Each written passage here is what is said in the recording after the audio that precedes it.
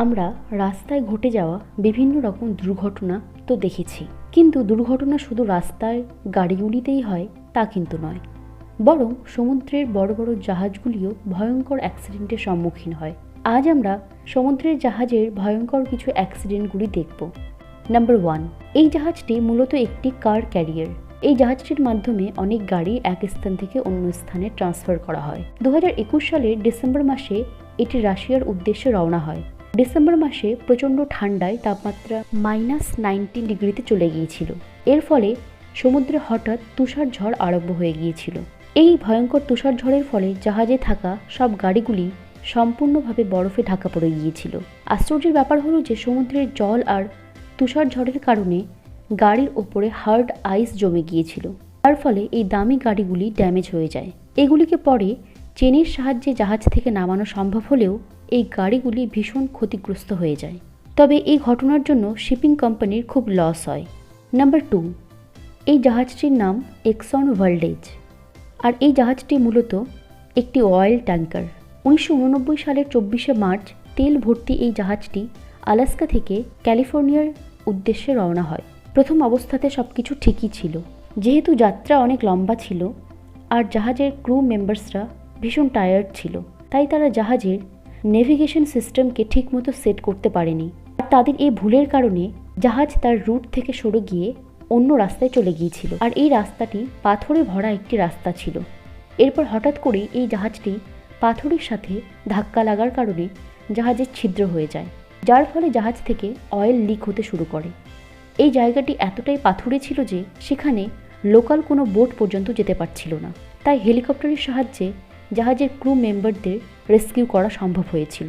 কিন্তু জাহাজটিকে সেখান থেকে বের করতে প্রায় 7 দিন সময় লেগে গিয়েছিল। এই 7 দিনে জাহাজ থেকে 10.8 মিলিয়ন গ্যালন অয়েল বের হয়ে সমুদ্রের জলে মিশে গিয়েছিল। সমুদ্রের জলের সাথে এই তেল মিশে যাওয়ার কারণে সেই এলাকার হাজার হাজার সামুদ্রিক জীব মারা গিয়েছিল।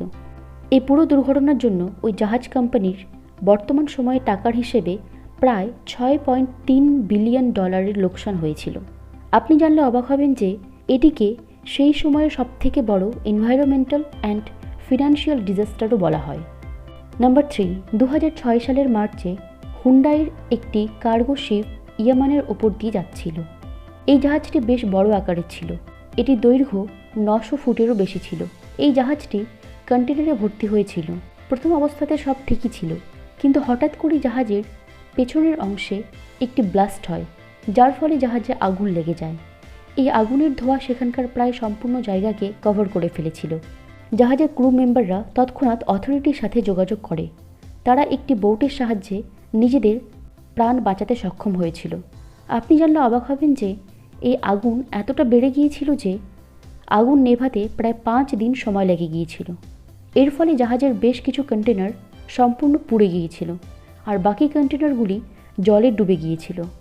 ইনভেস্টিগেশনের পর জানা যায় যে এই কন্টেনারগুলির মধ্যে এমন কিছু কন্টেনার ছিল যেগুলির মধ্যে এক্সপ্লোশন মেটেরিয়াল ছিল, আর এই কন্টেনারগুলিকেই দুর্ভাগ্যবশত একদম জাহাজের ইঞ্জিনের ওপরে রাখা হয়েছিল, যার ফলে এই ভয়ানক দুর্ঘটনাটা ঘটেছিল। আর এই দুর্ঘটনার ফলে ওই শিপিং কোম্পানির $800 বিলিয়ন লোকসান হয়েছিল। নাম্বার 4, 2013 সালের জুন মাসে একটি কন্টেনার শিপ সিঙ্গাপুর থেকে সৌদিতে যাচ্ছিল। যাবার সময় জাহাজটি একটি সামুদ্রিক ঝড়ের সম্মুখীন হয়। এই জাহাজটি অনেক বড় আকারের ছিল এবং জাহাজটিতে অনেক বেশি পরিমাণে কন্টেনার লোড করা হয়েছিল।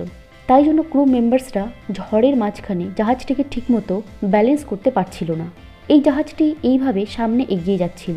ঠিক সেই সময় সমুদ্রের একটি বড় ঢেউ এসে জাহাজের ওপর আছড়ে পড়ে এবং জাহাজটিকে মাঝ বরাবর ভেঙে 2 টুকরো করে দেয়। জাহাজটি 2টি টুকরো হয়ে যায়, তখন জাহাজের ইঞ্জিনে আগুন লেগে যায়। এর ফলে প্রায় সমস্ত কন্টেনার পুড়ে নষ্ট হয়ে যায়, আর জাহাজের অন্য টুকরোটি সমুদ্রে ডুবে গিয়েছিল। ইনভেস্টিগেশনের পর জানা যায় যে জাহাজে অতিরিক্ত পরিমাণে কন্টেনার লোড করা হয়েছিল, ফলে জাহাজটি তার ব্যালেন্স হারিয়ে ফেলেছিল। তবে দুর্ভাগ্যবশত এই অ্যাক্সিডেন্টে বেশ কয়েকজন ক্রু মেম্বার্সের জীবন চলে গিয়েছিল এবং $400 মিলিয়ন লস হয়েছিল। নাম্বার 5, এই জাহাজটি একটি প্যাসেঞ্জার শিপ। এই জাহাজটি এতটাই বড় ছিল যে একসাথে এটিতে প্রায় 4000 লোক ভ্রমণ করতে পারবে। জাহাজটি প্যাসেঞ্জার ট্রান্সফার করার জন্যই ব্যবহার করা হতো, কিন্তু 2012 সালের জানুয়ারি মাসে এই জাহাজটির একটি ভয়ানক অ্যাক্সিডেন্ট হয়। আসলে এই জাহাজটি যখন ইতালির ওপর দিয়ে যাচ্ছিল তখন ক্যাপ্টেন তাড়াতাড়ি গন্তব্যস্থলে পৌঁছানোর জন্য শর্টকাট নেয়, কিন্তু সেই ক্যাপ্টেন বুঝতে পারেনি যে সেখানে আন্ডার ওয়াটার রক আছে। যখন জাহাজটি এই রাস্তা দিয়ে যাচ্ছিল তখন সেখানে আন্ডার ওয়াটার রকের সাথে জাহাজটি ধাক্কা লাগে এবং জাহাজে বড় আকারের ছিদ্র হয়ে যায়।